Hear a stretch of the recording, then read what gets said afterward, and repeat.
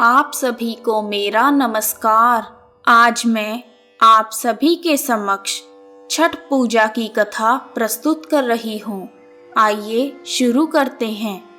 एक बार एक बूढ़ी अम्मा अपने बेटे, बहू तथा पोते के साथ रहती थी।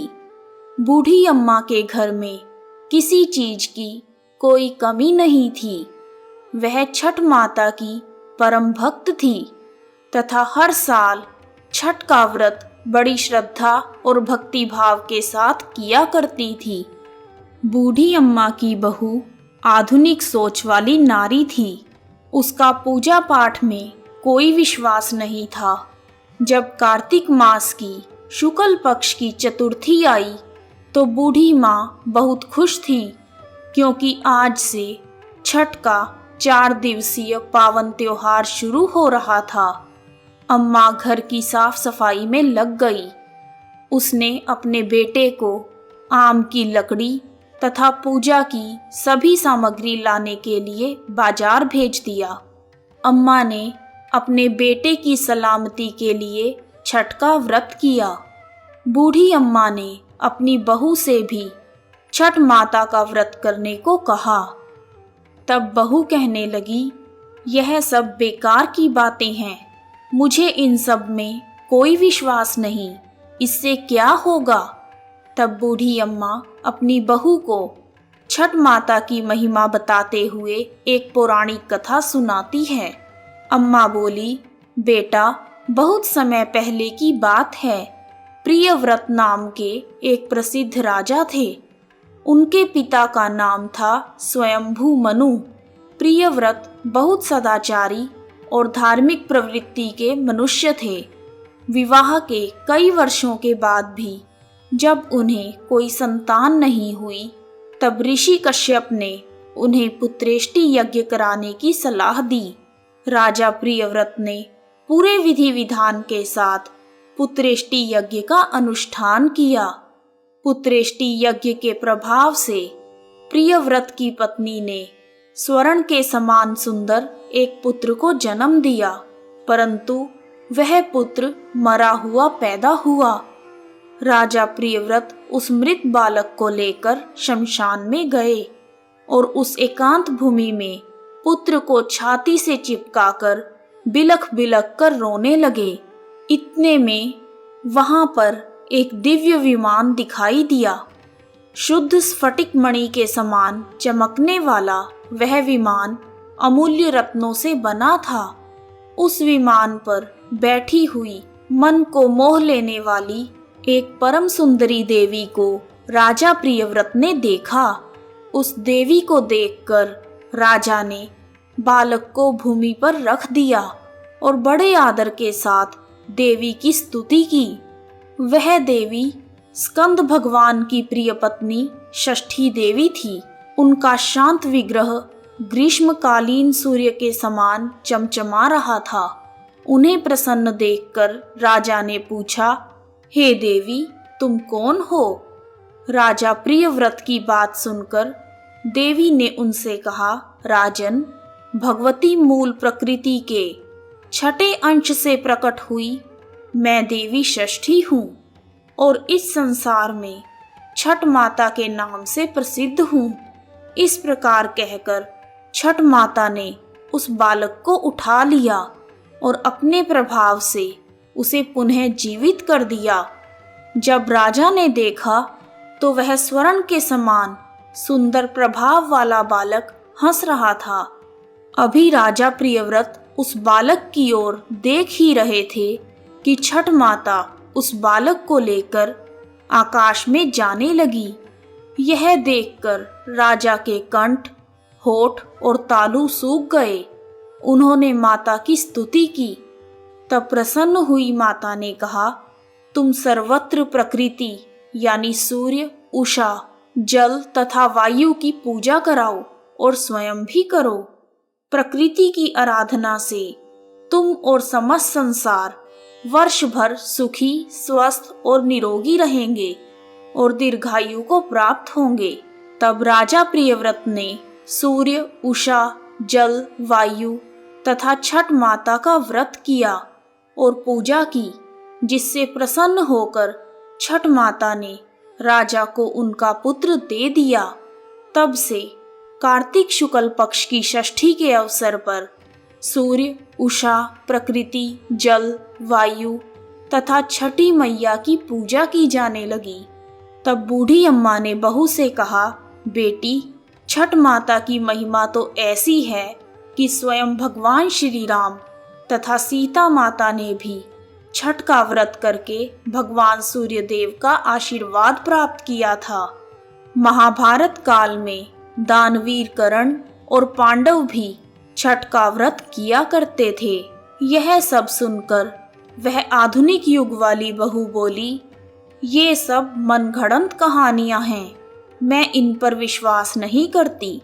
यह सुनकर बूढ़ी अम्मा छठ माता से क्षमा मांगने लगी और बहू को फिर से समझाने की कोशिश करती है कि बेटी, हजारों सालों से चली आ रही इस परंपरा का मजाक मत उड़ाओ तथा तुम भी मेरे पोते की दीर्घायु के लिए छठ माता का पूजन करो। बूढ़ी अम्मा की बातों को सुना अनसुना करके बहू वहां से चली गई। बूढ़ी अम्मा ने बड़ी श्रद्धा के साथ नहाए खाए का दिन किया और उधर बहू ने पूरा दिन घर के बाहर मौज मस्ती में बिता दिया। अगले दिन छठ के पर्व का दूसरा दिन यानी कार्तिक मास की शुक्ल पक्ष की पंचमी आई, जिसे खरना या लोहंडा के नाम से जाना जाता है। संध्या काल में जब अम्मा ने बहू को खीर रोटी का प्रसाद दिया तो फिर से बहू ने कहा, माँ, इतना कठिन निर्जला व्रत क्यों कर रही हो? अपने शरीर को कष्ट क्यों दे रही हो? इसका तुम्हें क्या फायदा होगा? यह सुनकर बूढ़ी अम्मा ने बहू को फिर से छठ माता की महिमा समझाने की कोशिश की, परंतु बहू ने उन सभी बातों को अनसुना कर दिया और अपने कमरे में जाकर सो गई।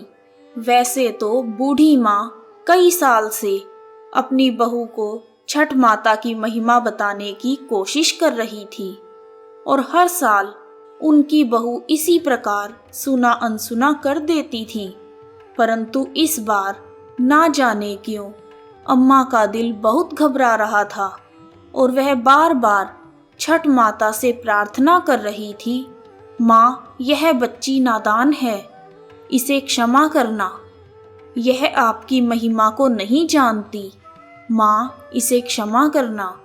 अगले दिन कार्तिक मास की षष्ठी थी। सब लोग पूजा की तैयारी में जुटे थे, परंतु बहू अपने कमरे में सो रही थी। वह बहुत देर से उठी और उठकर बहू ने पास पड़े हुए अपने बेटे को उठाना चाहा, तब बेटे ने जवाब नहीं दिया। यह देखकर बहू बहुत घबरा गई और भागी भागी अपने पति और सास के पास गई और उन्हें यह सब बताया। बहू की बात सुनकर बूढ़ी अम्मा और उनका बेटा दौड़े दौड़े कमरे में आ गए और उन्होंने बच्चे को जगाने की कोशिश की, परंतु वह नहीं जगा। फिर वह तीनों बच्चे को लेकर अस्पताल गए। डॉक्टर ने बच्चे की जांच की और देखा कि बालक की तो सांसें ही रुकी हुई हैं।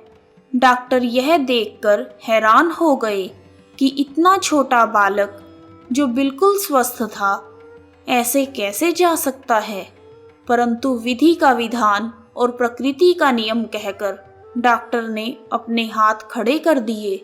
तब बच्चे के माँ बाप तथा दादी रोते बिलखते बच्चे को लेकर अस्पताल से बाहर आ गए। बूढ़ी अम्मा का दिल तो पहले से ही घबरा रहा था। पोते की सांस चले जाने पर अम्मा की जुबान पर केवल यही शब्द थे, हे छठ माता, क्षमा कर दे, मेरे पोते के शरीर में सांस भर दे। तुम तो पुत्र देने वाली हो, उनका पालन पोषण करने वाली हो, तुम समय से पहले उनके प्राण कैसे ले सकती हो?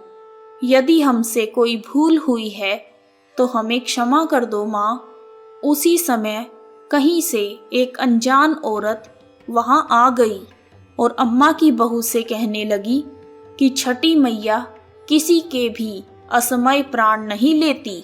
तुमने अवश्य ही कोई ऐसी भूल की है जिससे माता बहुत नाराज हो गई है। आज छठ का पावन पर्व है। पूरी श्रद्धा से छठ माता को याद करो और विधि विधान से माता का व्रत करने का संकल्प करो। तुम्हारा पुत्र अवश्य ही जी उठेगा। शोक में डूबी हुई माँ के लिए यह शब्द उम्मीद की किरण लेकर आए और ना जाने कहां से एकदम बहू के अंदर श्रद्धा का संचार कर गए। बहू ने आंखें बंद करके छठ माता को याद किया और विधि पूर्वक छठ का व्रत करने का संकल्प लिया। जैसे ही बहू ने आंखें खोली तो उसने देखा उसका बच्चा आंखें खोलकर हंस रहा है। यह करिश्मा देखकर सब परिवार वाले और डॉक्टर आश्चर्यचकित हो गए। बच्चे को जीवित देखकर जैसे ही बहू ने उस अनजान औरत को धन्यवाद करने के लिए सिर घुमाया तो देखा कि वहां कोई नहीं है। वह समझ गई कि वह साक्षात छठ माता ही थी जो उसे स्वयं इस व्रत की महिमा का ज्ञान कराने के लिए आई थी। उसके बाद बहू ने बूढ़ी अम्मा के साथ मिलकर पूरी श्रद्धा से पूजा की तैयारी की और शाम को घाट पर जाकर सूर्य देव को संध्या अर्घ और अगले दिन उषा अर्घ दिया। हे छठ माता, जैसे आपने अनजान औरत के रूप में आकर बूढ़ी अम्मा के पोते की रक्षा की, उसी प्रकार हम सबके परिवार की भी रक्षा करना। हम पर अपना आशीर्वाद बनाए रखना। जय छठ मैया। कथा समाप्त। कहानी सुनने वालों का भी भला और सुनाने वालों का भी भला। यदि आपको छठ मैया की कथा पसंद आई है तो कमेंट बॉक्स में जय छठ मैया लिखना ना भूलें। आप सभी का हार्दिक धन्यवाद। जय छठ मैया। जय सूर्यदेव।